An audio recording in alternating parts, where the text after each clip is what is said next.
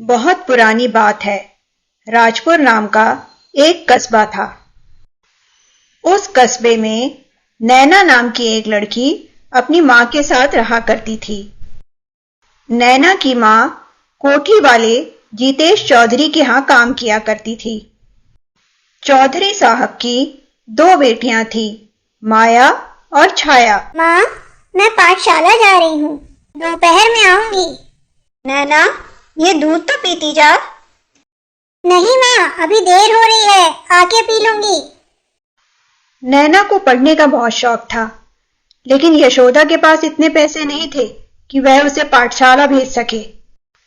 फिर भी नैना रोज सुबह पाठशाला जाती और पाठशाला के बाहर बैठकर अध्यापक जो पढ़ा रहे हैं वह पढ़ा करती। एक दिन चौधरी साहब पाठशाला में नई किताबें दान देने के लिए आते हैं। बेटी, तुम यहाँ बाहर बैठ के पढ़ाई क्यों कर रही हो? जी, मेरे पास पाठशाला जाने के पैसे नहीं हैं। चौधरी साहब उसकी पढ़ने की लगन देखकर उससे बहुत प्रभावित होते हैं। क्या हुआ माँ, तुम्हें तो बहुत खांसी चल रही है।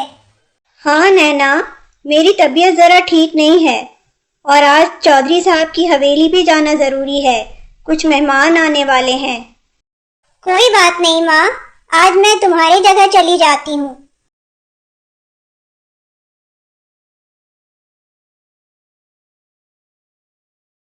आज यशोदा नहीं आई क्या?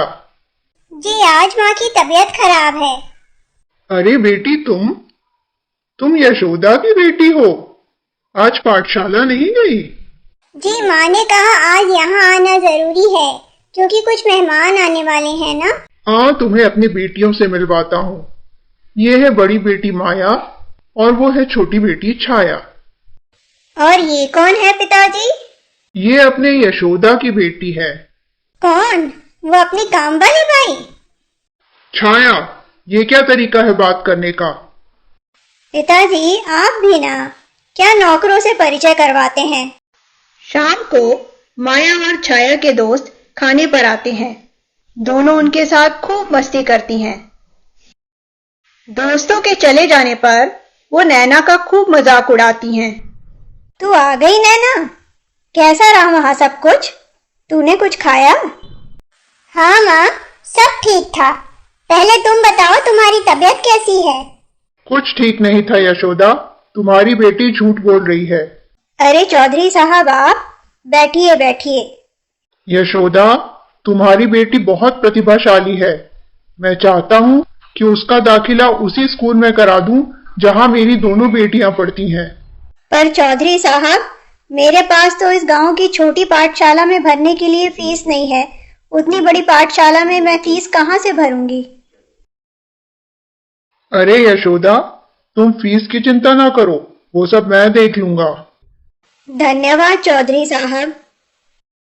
जीतेश चौधरी नैना को शहर के बहुत बड़े स्कूल में डाल देते हैं, जहां उनकी बेटियां भी पढ़ती थी। नैना खूब मन लगाकर पढ़ती है, पर माया और छाया अपनी सभी दोस्तों के साथ मिलकर उसका खूब मजाक उड़ाती हैं। एक दिन स्कूल से सभी बच्चे पिकनिक पर जाते हैं। माया और छाया अपने दोस्तों के साथ खूब मजे करती हैं, पर नैना को अकेला छोड़ देती हैं। नैना घूमते हुए एक झरने के पास आकर बैठ जाती है। तभी अचानक वहां एक परी प्रकट होती है। नैना, मैं परियों की रानी हूँ, क्या दुख है तुम्हें? परी रानी, सभी मेरा मजाक उड़ाते हैं क्योंकि मैं गरीब हूँ।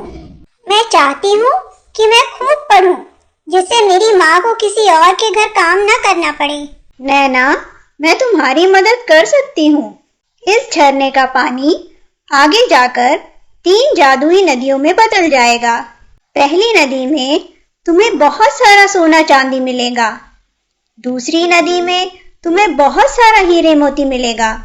पर तीसरी नदी में तुम्हें बीमार लोग मिलेंगे जिन्हें देखभाल की जरूरत है। तो बोलो, तुम कौन सी नदी में जाओगी? परी रानी, मैं तीसरी नदी में जाकर बीमार लोगों की देखभाल करना चाहती हूँ। और नैना तीसरी जादुई नदी में चली जाती है। इधर माया और छाया नैना और परी की बात चुपके से सुन लेती हैं। चल हम दोनों भी परी के सामने जाकर नाटक करते हैं। मैं तो सोना चांदी मांगूंगी। भाई मैं तो हीरे मोती मांगूंगी। यह नैना बड़ी बेवकूफ निकली। दोनों वहां दुखी होकर बैठ जाती हैं। तभी वहां परी प्रकट होती है। दोनों परी को झूठ मूठ की कहानी बताती हैं। परी उनसे भी नदियों के बारे में बताती है। तो बताओ, तुम दोनों कौन सी नदी में जाना चाहोगी? मैं तो सोने चांदी की नदी में जाऊंगी। तो ठीक है, मैं हीरे मोती की नदी में चली जाती हूँ। छाया पहली नदी में चली जाती है और माया दूसरी नदी में चली जाती है। तीनों अपना अपना खजाना लेकर नदी से बाहर आती हैं। तो बताओ, किस किस को क्या क्या मिला? मुझे तो मेरा सोना चांदी मिल गया। मुझे मेरा हीरा मोती मिल गया। परी रानी, मुझे ये फूलों की टोकरी मिली है, लेकिन मुझे वहाँ कोई भी बीमार नहीं मिला। नैना, क्या तुम इस फूलों की टोकरी से खुश हो? हाँ परी रानी, मैं बहुत खुश हूँ। नैना, तुम एक बहुत ही अच्छी लड़की हो। तीसरी नदी में सिर्फ वही लोग जाते हैं जिनका दिल सच्चा होता है, साफ होता है और जिन्हें हीरे मोती की कोई चाह नहीं होती। जाओ, हमेशा इन फूलों की तरह खुश रहना।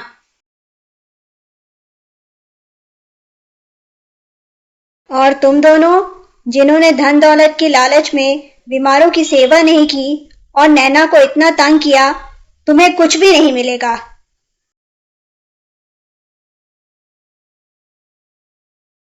बुरे लोगों के साथ हमेशा बुरा ही होता है। इसके बाद नैना ने अपनी माँ के लिए एक बड़ा घर लिया और उन पैसों से गरीबों की मदद करी। नमस्ते दोस्तों, मेरा नाम है सोनिया। कहानियाँ हमारे जीवन का आईना होती हैं, जिससे हम बहुत कुछ अच्छा सीख सकते हैं। अगर आपको मेरे चैनल माय टेल टून की कोई भी कहानियाँ अच्छी लगती हैं, तो प्लीज़ प्लीज़ प्लीज़ मेरे चैनल को ज़रूर सब्सक्राइब करें। और भी बहुत अच्छी कहानियाँ मिलेंगी आगे। धन्यवाद।